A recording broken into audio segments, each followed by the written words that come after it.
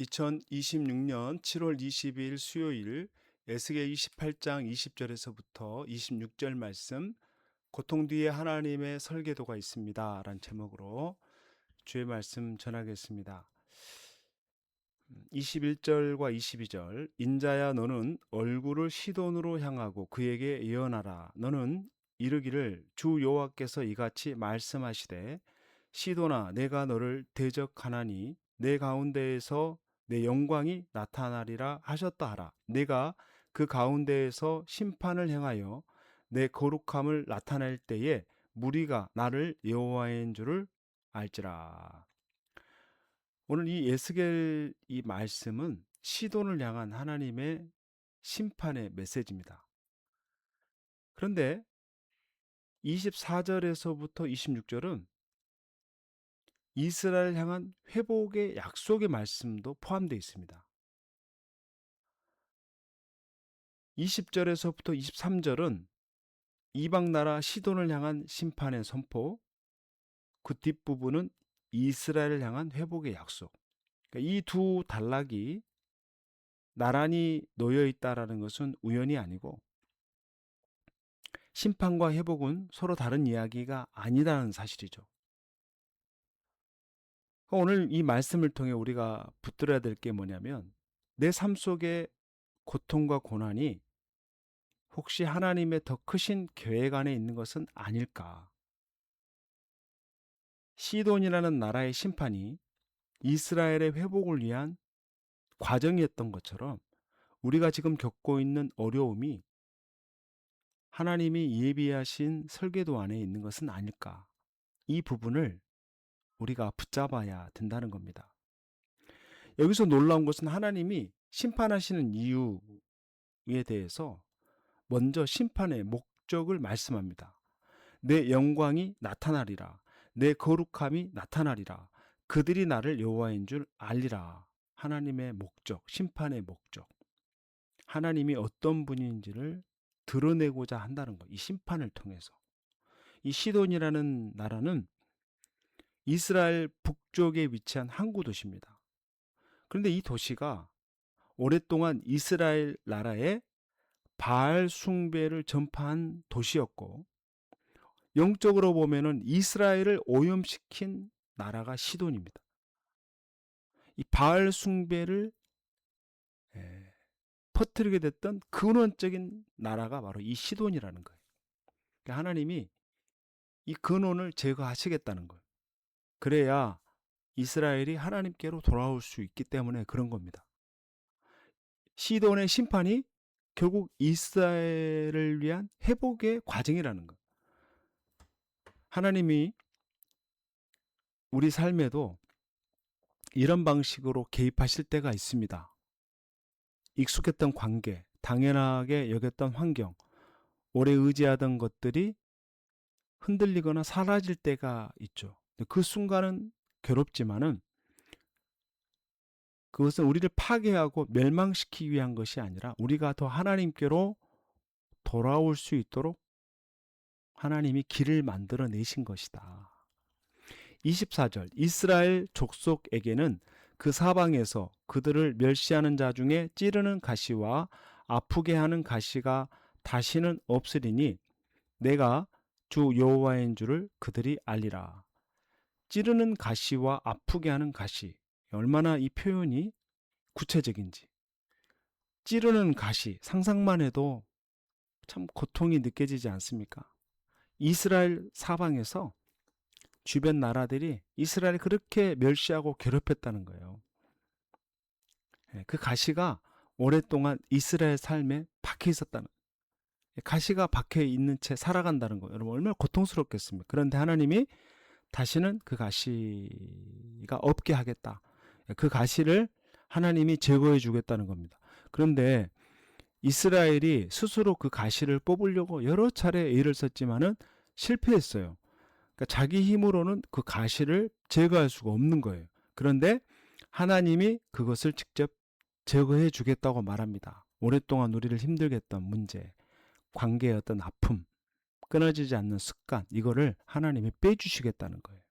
그러니까 우리가 할 일은 그 하나님의 때를 기다리며 그분을 신뢰하며 기도하며 나갈 수밖에 없다.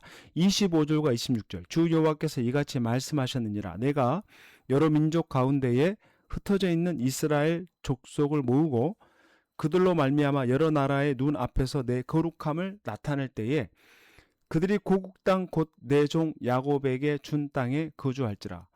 그들이 그 가운데에 평안히 살면서 집을 건축하며 포도원을 만들고 그들의 사방에서 멸시하던 모든 자를 내가 심판할 때에 그들이 평안히 살며 내가 그 하나님 여호와인 줄을 그들이 알리라. 자, 이 말씀이 선포될 때가 이스라엘은 바벨론의 포로, 그리고 예루살렘은 무너져 있는 상태, 성전은 불탔고 백성은 흩어져 있는 상태, 그러니까 절망적인 상태입니다. 에스겔 선자는 바벨론 포로 이후에 사역했던 선자이기 때문에 얼마나 절망적인 상황입니까? 그 상황에서 하나님이 말씀합니다. 그들이 집을 짓고 포도원을 만들고 그들의 사방에서 멸시하던 모든 자를 내가 심판한다. 이 약속의 말씀은 포로로 끌려간 자들이 그곳에서 집을 짓고 황폐해진 땅에 포도원이 생긴다. 평안히 살고, 성경 보면 평안히 살면서 이 평안은 단지 전쟁이 없는 상태가 아닙니다. 하나님의 보호 아래에서 두려움 없이 살아가는 상태. 이 모든 것의 목적이 무엇인가? 26절 내가 그 하나님 여호와인 줄을 그들이 알리라. 이스라엘의 고통을 통과하고 그리고 회복을 경험하고 마침내 하나님을 알게 된다. 이런 걸 보면 고통은 하나님을 알아가는 여정의 한 부분이구나. 오늘 우리가 이 말씀을 붙잡아야 되는 것은 우리 삶에도 모든 것들을 좀 잃어버리고 뭔가 절망적이고 뭔가 마음의 중심을 잡을 수 없는 그런 상황 속에서 하나님의 계획은 여전히 우리 가운데 있다라는 거. 다시 하나님이 모으시고 우리 안에 있는 가시를 제거하시고 또 평안한 가운데 살아갈 수 있도록 하나님이 이끄시는 것이 바로 하나님의 모든 과정이다. 자, 에스겔 28장 20절에서 26절은 짧은 단락이지만 담겨있는 내용은 상당히 깊습니다. 심판과 회복이 바로 하나의 이야기 안에 있다. 시돈의 심판은 이스라엘의 회복을 향한 메시지에 있다.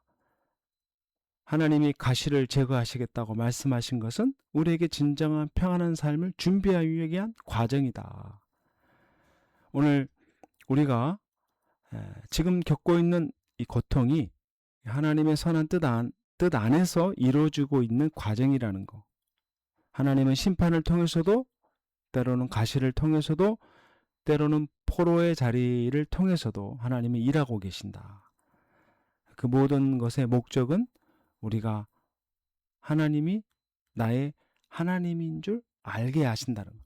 진정한 우리의 구원자가 누구신지를 알게 하신다는 것.